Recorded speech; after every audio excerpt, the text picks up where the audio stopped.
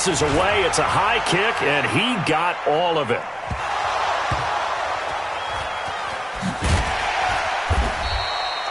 Let's go old school there. That's absolutely a great coffin corner punt. Someone's put some time in working on that, hasn't it? Seems like every year these guys get better and better. It's amazing how they can command that football through the air. Yeah, they used to actually practice with hula hoops where they place them and try and put them there. Now a lot of guys use barrels on the sidelines to try and put the football in one. And he is going to be stopped cold behind the line of scrimmage. It'll be a loss of 1, and it'll be 2nd and 11. At the 6-yard line.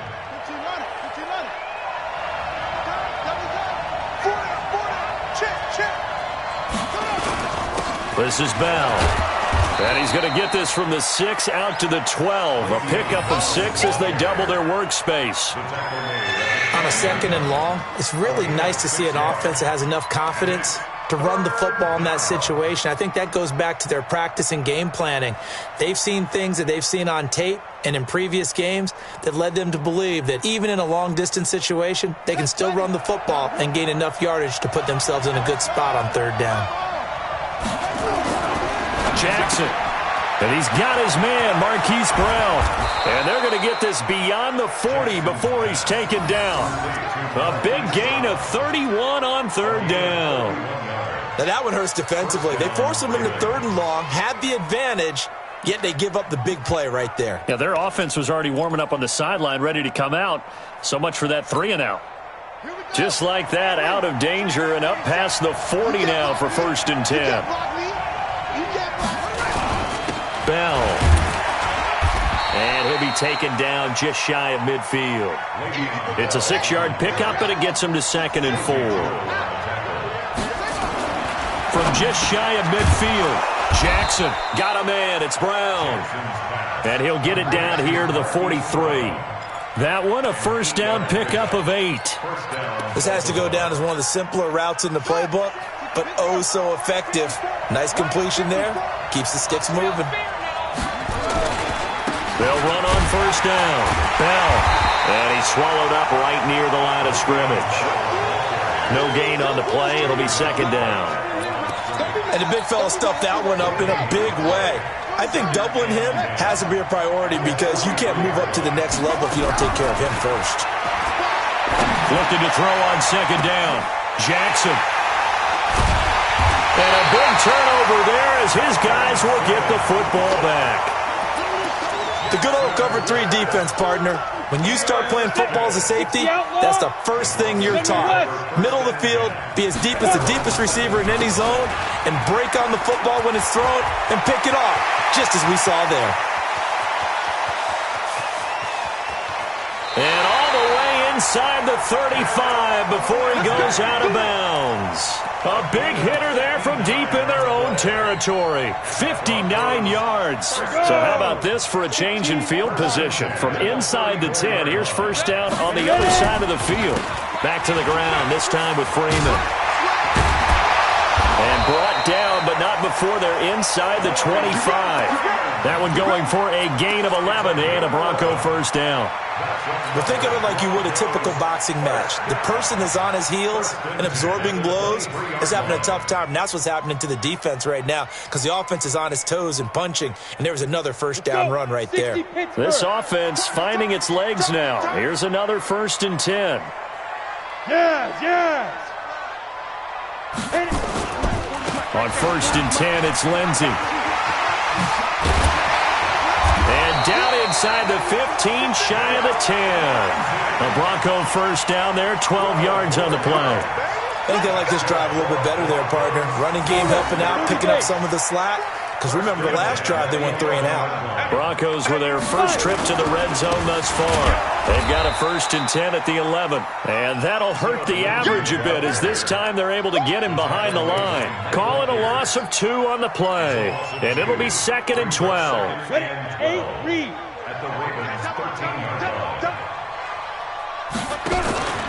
On 2nd down, a run with Lindsey. And they'll go backwards here, losing yardage to the 14. It'll go as a loss of a yard, and it'll set up 3rd down. Perfectly designed blitz right there. They took that one from the grease board to the field because they were able to free up their linebacker to get into the backfield and spill the play. So first and second down went in the wrong direction. They'll try to do better here on 3rd and 13. Looking to throw. Boggs. And he will not be able to hang on through the contact. It's incomplete. The coverage strong, and now it's 4th down. Problems on 3rd down so far in this first half. Relatively small sample size, but they're now 0 for 3. And the average in the league, somewhere around 40% on 3rd down for offenses. So what's the answer to this? Either convert them or don't get to 3rd down in the first place. Get your big chunks of yards on 1st and 2nd down.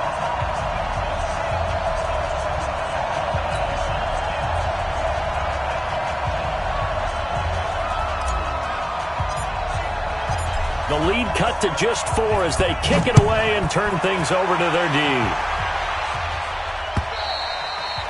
And the mile-high air in full effect as that's out of the back of the end zone for a touchback.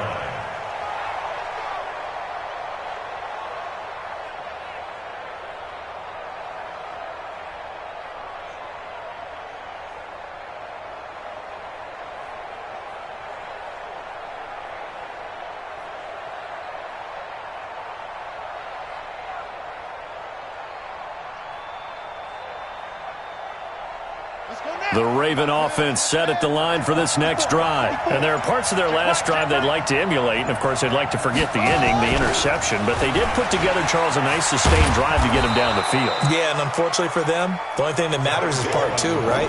Because once they threw the interception and finished off the drive, that does them no good to go back and say, well, you know, we had a good one going.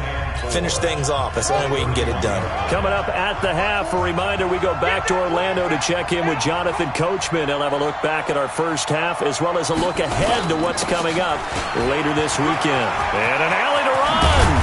And able to get this one across the 45 before he's brought down. A big one there for the Ravens. It goes for 18. Now, this is an example of breaking down a defense because on a lot of these runs, he's getting past the point of attack, and guess what he's doing? Forcing the secondary guys to have to make a lot of tackles. Bell running on 1st down, but he's going to get back to the line of scrimmage, and that's it. Officially no gain on the play, and it's 2nd down.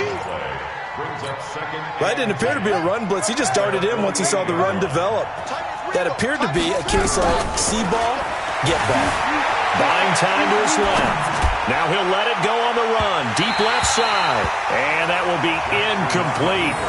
Tried to dial up the long one way out there, but it'll be 3rd down. One of the toughest things about playing defensive back is pattern reading, trying to figure out what they're doing. And on that one, they had the fly, just sending a guy downfield with the in route accompanying it, what people call a dagger route, trying to hit the guy underneath after the clear out. In this case, though, they're not able to get it done. Yeah, they said forget the underneath route. They went for the guy on the fly, but as you said, incomplete. And now a shot taken on 3rd down, but it's going to wind up incomplete. Allen on to punt as he gets this one away. And a little too much mustard on that one. It hits a couple yards into the end zone. A missed opportunity there maybe to pin him back.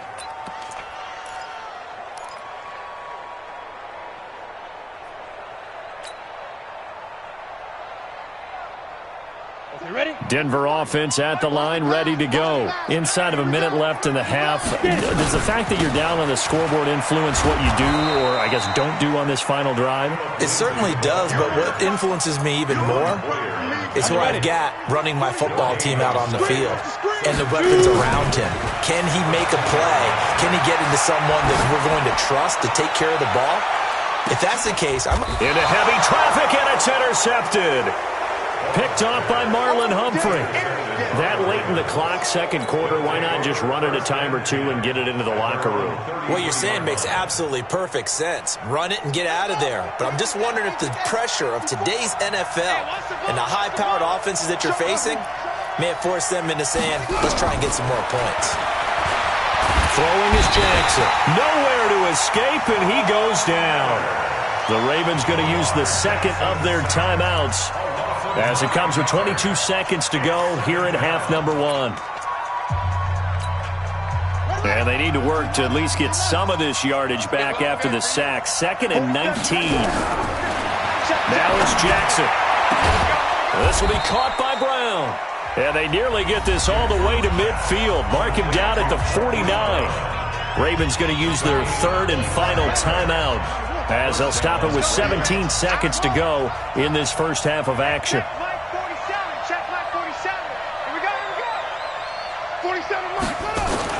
Throwing now, Jackson on first down, being chased out left. Now he'll turn and throw deep back to the other side of the field. And that's going to wind up incomplete. However, we do have a flag down. Let's check in with our referee. Looked like some hands both ways. They got it on the offense. Sometimes there's a fine line between being the receiver and the DB, and he knocked that one away. Might have caused an incompletion that could have been an interception.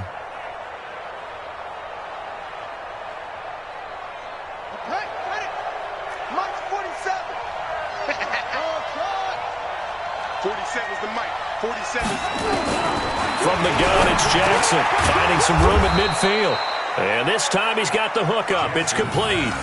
A good pickup, but it will come on what should be the final play in this first half. So we've reached intermission here in a low-scoring game. 7-3 is our score. As we send you on out to our studios in Orlando, here's Jonathan Coachman at REA Sports Halftime Report.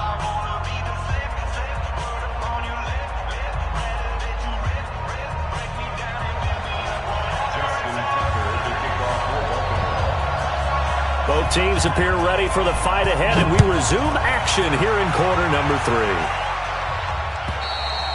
3. And this will be a touchback as that sails over the end line.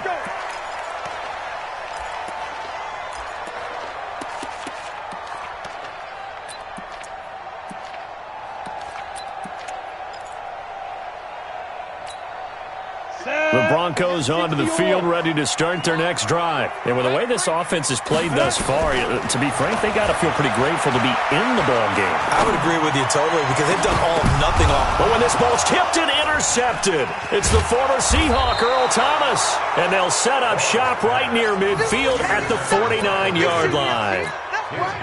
First possession of the third quarter, an interception, so maybe a second-half tone setter. Indeed, and not the tone they wanted to set. That's the equivalent of running out the wrong door and running into your pool instead of running out onto the field.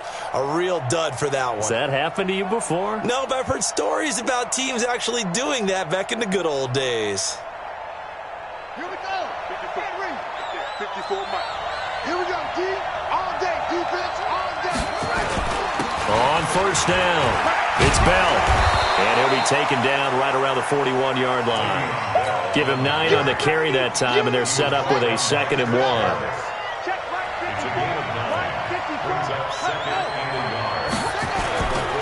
They'll go again with Bell. And the stop here will come at the 38-yard line.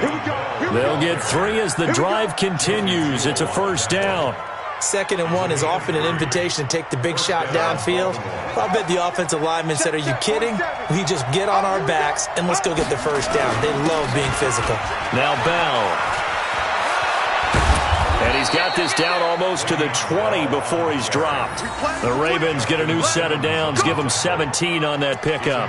They're trying to show that they can run the ball and protect this lead. Give it to the backs, play a little bit of keep away, don't you think? And that's probably a good philosophy at this point, going to make that defense stand up and stop them. They'll run it with Bell. He'll get it inside the red zone, but only for a couple down to the 19. I know the scouting report on him is that he doesn't possess the eye discipline to be an elite linebacker. What that means is his ability to read, react, and make a play. But on that one, he looked like one of those guys. And he'll get this down only to the 18. They follow up the gain of 2 with a gain of 1 that time. Well, praise has to go to the guys on the offensive line because they've had a very nice, productive day running the football. How about that poor defensive line? They've been knocked around.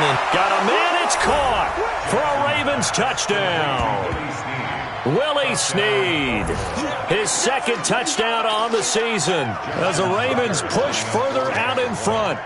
A good, sustained drive there in this third quarter, capping it off with a touchdown to give them a nice 2-score advantage. It was actually a fun one to watch, wasn't it? I mean, for me, seeing the mix of what they did, how they moved the ball downfield, very sharp, too. Each and every play seemed to be executed with great dispatch. Tucker now to kick it away following the touchdown.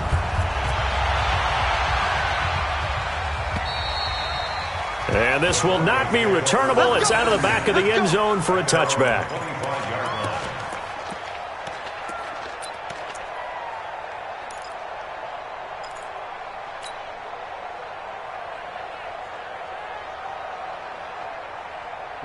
Denver offense at the line, ready to go. They trail now 14-3, an 11-point deficit as they start things out with a 1st and 10.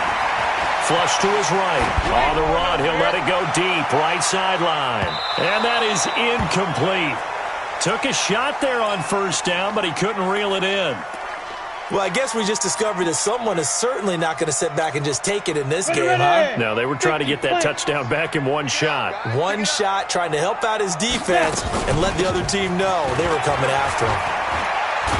And he's going to be dropped following a pickup of 7 past the 30 to the 32.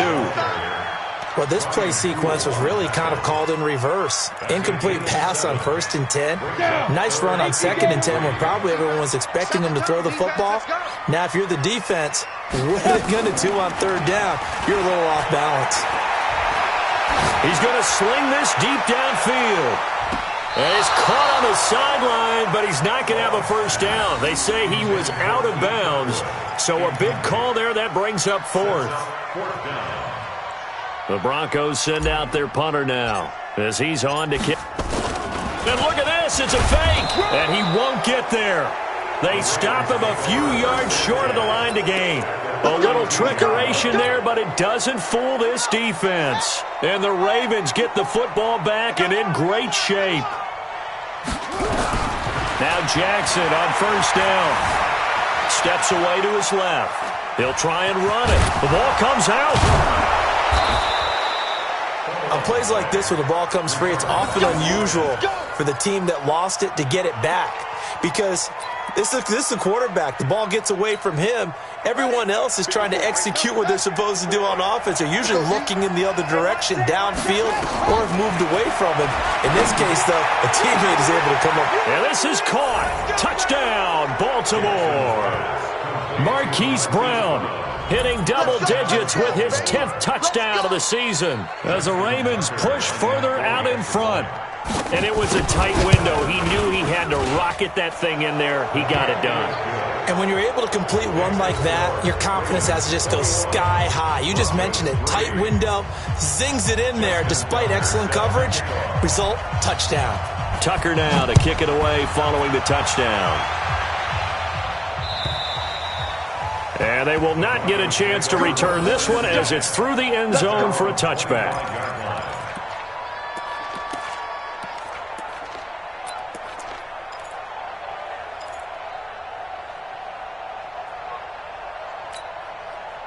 The Broncos onto the field, ready to start their next drive. Watch tight end. Watch tight end. Tight end's right. Tight end's right. Hey. Ready? On 1st down, Bonds. Open man, it's Keith Kirkwood. And he'll be taken down, but not before they work it across midfield. A good pickup there, 26 yards. 1st down. 1st and 10 at the 49-yard line. Come on, so in Raven territory now, here's a 1st and 10 at the 49-yard line.